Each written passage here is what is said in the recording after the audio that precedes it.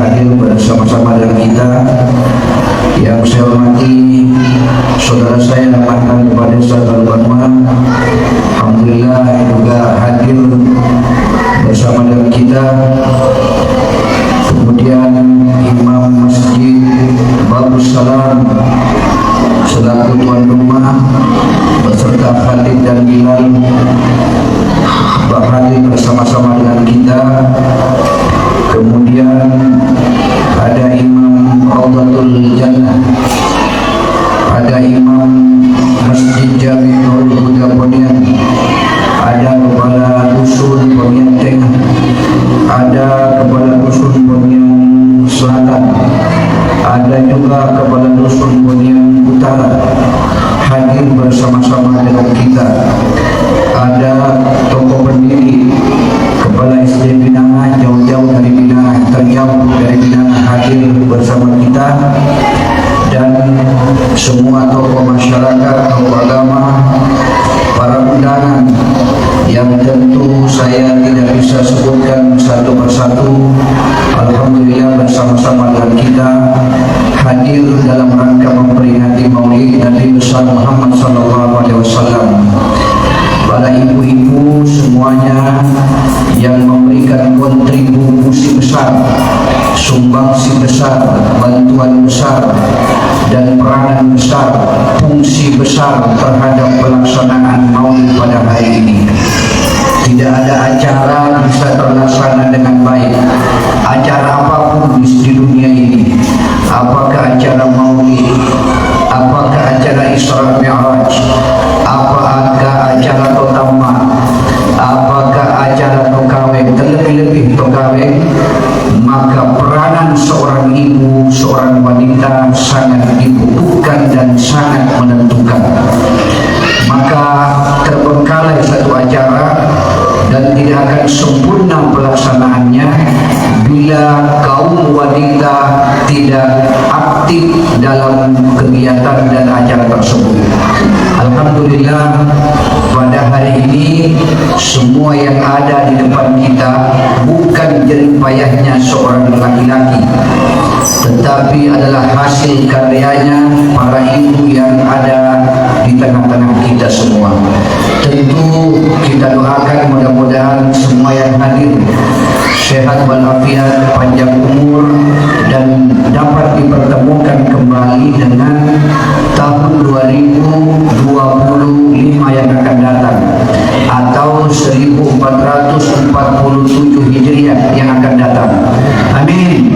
Amin Pak, amin. Jangan sampai tidak bertemu dengan 2025. Mudah-mudahan semuanya bisa panjang umur dan bertemu dengan tahun 2005. Bagaimana macam apa tidak harus amin supaya kita bisa bertemu semua. Yang tidak bilang amin, saya ragu tidak bertemu dengan 2005. Insyaallah kita semua bertemu dengan tahun 2005. Hadirin yang saya hormati, saya sesungguhnya apa yang disampaikan oleh Ustadz kita ini Pak Ilham bahwa memang kurang sehat. Kemarin saya dari berdiri jadi jatuh dulu di Masjid Anwar karena gemetar kalau lama dulu, kemudian gelap gulita saya lihat alam ini, lalu kemudian saya dipersilakan untuk duduk. Jadi sebentar ini kalau ternyata doa mungian boleh ngomong, maka saya harus duduk. Jadi dari berdiri dulu, dari duduk tidur, sudah selesai dari duduk tidur, dari tidur apalagi sudah tidak ada lagi. Jadi karena itu, kalau nanti ada apa-apa di sini ini yang bertanggung jawab ini yang mengundang saya, yang mendukung saya, yaitu Pak Ilham Jamal. Jadi saya berangkat dari rumah dalam keadaan utuh, Pak, kembali dalam keadaan utuh. Kalau ternyata tidak utuh, maka akan berhadapan dengan keluarga saya. Bapak Ibu hadirin yang dirahmati Allah Subhanahu wa taala, hidup ini pilihan, Pak. Pilihan. Hidup ini ada dua, ada pilihan dan ada kebutuhan. Kebutuhan tidak boleh tidak harus terpenuhi. Kebutuhan tidak boleh tidak harus dilaksanakan. Kalau tidak dilaksanakan, pasti ada resikonya. Itu kebutuhan. Kalau pilihan tergantung kita, apakah kita mau lakukan atau tidak.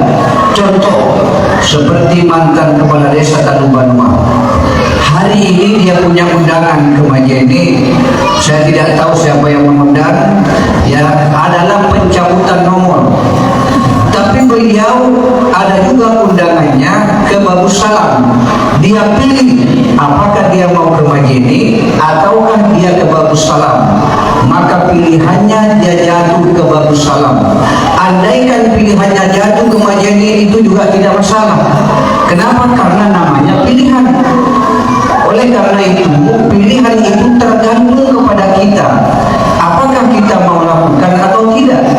Apakah kita mau putuskan atau tidak? Terserah kepada kita sepenuhnya dan seutuhnya. Tetapi kalau kebutuhan tidak boleh tidak bilang terserah pada kita, harus dilaksanakan. Apa itu? Makan. Itu kebutuhan, bukan pilihan. Sampai waktunya makan, makan. Kalau tidak, Anda lapar, timbul penyakit lambung, penyakit mah, sakit, meninggal. Itu risiko. Anda apalagi kebutuhan sholat, kebutuhan. Kalau Anda tidak sholat, maka akan ada konsekuensinya. Apa itu? Tuhan bisa marah. Akhirnya akibatnya adalah dosa. Dosa melahirkan siksa. Siksa pasti neraka. Karena itu seluruh kebutuhan pasti ada akibatnya. Maka kita ini dari dulu sampai sekarang kerjanya makan terus. Kerjanya makan terus. Semata mande tahu. Mande yogi, mande woi temu kudari, mande marondo. Kenapa begitu? Tidak ada orang mengatakan itu lewat mande. Mengapa? Bosama. Sementara bahwa mande. Adakah di antara kita yang hadis bilang begitu? Tidak ada. Mengapa tidak menjadi membawa stadion? Karena makan itu adalah kebutuhan, tidak bisa ditinggalkan. Sama dengan orang sholat. Tidak ada orang yang bilang sampai hari ini itu lewat masa bayar apa semateri pulau dari dulu sampai sekarang semata masa. Ada yang ngomong begitu? Gak ada berani, Pak. Kenapa? Karena sholat adalah kebutuhan. Nah, maulid ini bukan lagi hukumnya sunnah, bukan lagi pilihan bagi kita.